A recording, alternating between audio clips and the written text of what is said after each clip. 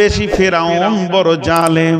সেই ফেরাউনের বিবি আসিয়া চিরদিন জান্নাতে থাকবে।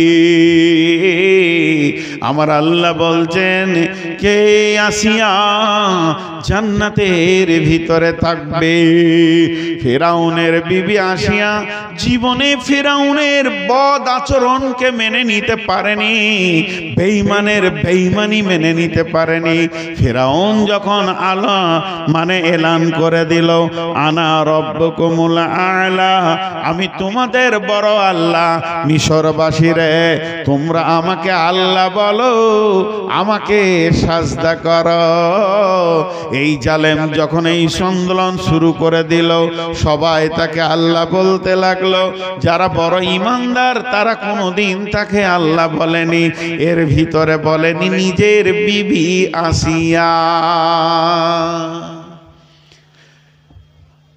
আসিয়াকে ফেরাউন বলছে কি গে তোর বিষয়টা কি, আমাকে আল্লাহ বলবি? ওটা পারবো না, তুমি স্বামী হিসেবে যত যা বলবে সব মেনে নিব, আর একটা স্ত্রীর যা করার আছে সব আমি করতে রাজি আছি তোমাকে স্বামী হিসেবে, কিন্তু আল্লাহ বলবো না।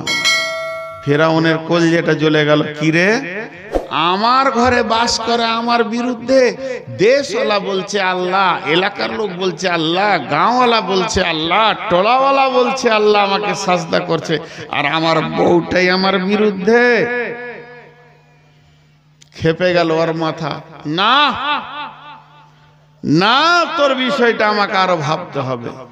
জুলুম, অত্যাচার, শারীরিক মানসিক এমন মার দিয়েছে, পিঠগুলো ঘা করে দিয়েছে, কিন্তু শেষকালে বলছে এবার কি বলছিস? আল্লাহ বলবো না, আমি মরে যাব, আল্লাহ বলবো না, আমার আল্লাহ এক, ওয়াহদাহু লা শারীক। ফেরাউনের জান আরো জ্বলে গেল। ফেরাউন করলো কি, বার কর ওকে বাড়ি থেকে, বার কর, ওর শেষ দেখবো আমি, আজকে ছাড়বো না। মেরে পিটে ঘা করে, আমরা যা পড়েছি শিক্ষকদের কাছে, 4 হাত পায়ে ওকে খোঁটা দিয়ে বেঁধে দিয়ে শুইয়ে দিল, মাটিতে লয়, পাথরে লয়, বালুতে লয়, কাঁচে, ভাঙা কাঁচে শুয়েছে। বলছে এবার কি বলছিস? আল্লাহ বলবো না, মরে যাব, আমি আল্লাহ বলবো না। ফেরাউন সৈন্যদেরকে বলছে একটা পাথর নিয়ে আয়, বিরাট বড় পাথর, একটা পাথর মানুষকে ছেড়ে দিলে যেন একদম মাটির সঙ্গে মিশে যায়, ওরকম পাথর লিয়াই। পাথর লিয়ার বুকের উপরে ধরে আছে কয়েকটা সৈন্য। ফেরাউন বলছে এবার কি বলছিস? আল্লাহ বলবো না, তোকে শেষ চান্স দিচ্ছি, এইটাই শেষ চান্স, আর নাই। কোন মুফাসসিরের মত আবার কেমন জানেন, ওর আসিয়ার মা বাপকে ডেকেছে, তোদের বেটিকে বুঝা বুঝা, কি বলছে? মানাইতে পারলো না, মা বাপ ভাই বোন মানাতে পারলো না, তো বলে দিল আমরা আর বেটি গোছবো না, বাড়িতে উঠতে দিব না, তুমি যা পারবে করে লাও। বাপের কুলটা শেষ, আর শ্বশুর কুলে তো পিটানি চলছে। মেয়েদের 2টা কুল, একুল আর ওকুল, বাপের কুল আর শ্বশুর কুল, 2 কুল শেষ। যখন ফেরাউন বলে দিল আসিয়া রে এটাই তোর শেষ, তখন আসিয়ার মুখ দিয়ে কি বের হয়েছে? দেশবাসী, গাঁবাসী, এলাকাবাসী, যাদবপুরবাসী হাত দুটো ধরে বলছি, মেয়েটা আল্লাহর কাছে কত কবুলিয়াত ছিল, ওর জবানের কথাটা আল্লাহ কোরআনে তুলে দিয়েছে। এটা আল্লাহ বলছেন, আসিয়া বলেছিল, কি বলেছিল? রব্বি বিনিলি ইনদাকা বাইতান ফিল জান্নাতি ওয়া নাজ্জিনি মিন ফিরআউনা ওয়া আমালিহি ওয়া নাজ্জিনি মিনাল কওমিজ জালিমিন। এটা আসিয়া বলল। আর ফেরাউন যখনই পাথর ছেড়ে দিল, সঙ্গে সঙ্গে মাটিতে মিশে গেল, নরম দেহ গো পৃথিবী ছেড়ে দিয়ে জান্নাতে চলে গেল।